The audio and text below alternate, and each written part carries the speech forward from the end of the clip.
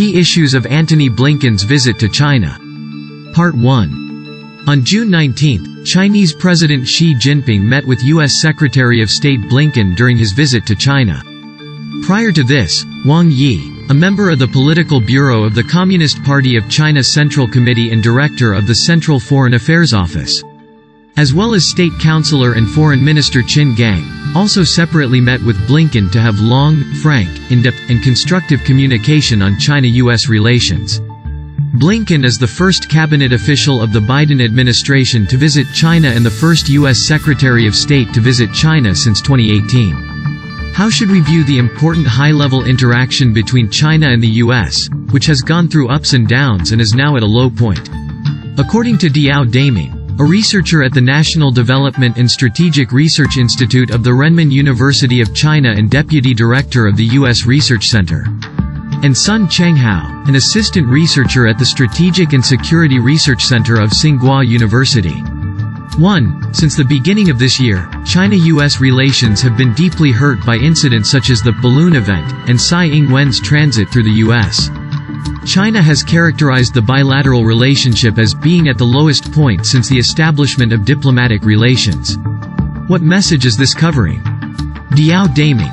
The term lowest point objectively and accurately defines the current China-U.S. relationship. The arrival of the lowest point is due to a series of extreme and erroneous actions taken by the U.S. in the past. The root cause is the U.S.'s erroneous understanding of China.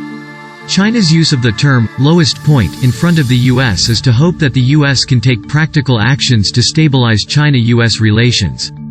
To get out of the current situation, China and the U.S. cannot rely solely on China's efforts. Sun Chenghao. China-U.S. relations have indeed encountered significant challenges. Since the Biden administration came to power, U.S. policy towards China has not undergone substantive adjustments, and it still suppresses China on the grounds of strategic competition, causing China-U.S. relations to deteriorate. The characterization of the lowest point is to urge the U.S. to reflect on its China policy and promote the stable development of China-U.S. relations. 2. China has emphasized that its policy towards the U.S. has always maintained continuity and stability and hopes that the U.S. will handle unexpected incidents calmly, professionally, and rationally. Earlier this year, Blinken postponed his visit to China, and before this visit, the U.S. State Department again stated that the U.S. will continue to counter China's provocative behavior. How can we prevent unexpected incidents from causing China-U.S. relations to derail and get out of control? Diao Daming. The term calm, professional, and rational has been mentioned several times by China recently.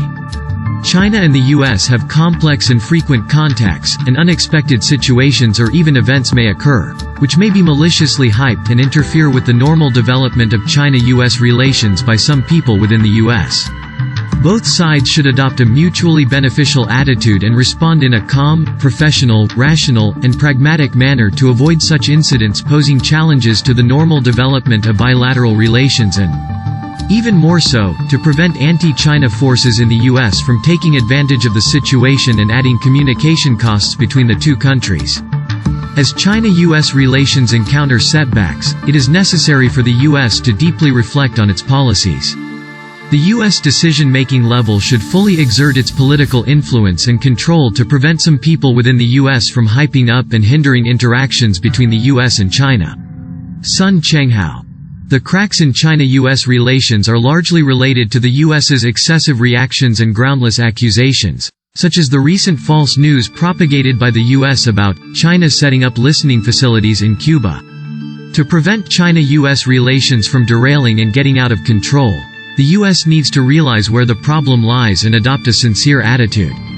On this premise, both sides need to strengthen contacts, further understand each other's positions, and establish consensus for negotiating and resolving issues in bilateral relations. Currently, in the U.S.'s competition, cooperation, and confrontation, three-part strategy towards China, competition and confrontation outweigh cooperation. If this trend does not change, conflicts will inevitably intensify. The U.S. should do more win-win, addition instead of lose-lose, subtraction, and promote pragmatic cooperation in areas that are in line with the interests of both sides. To be continued.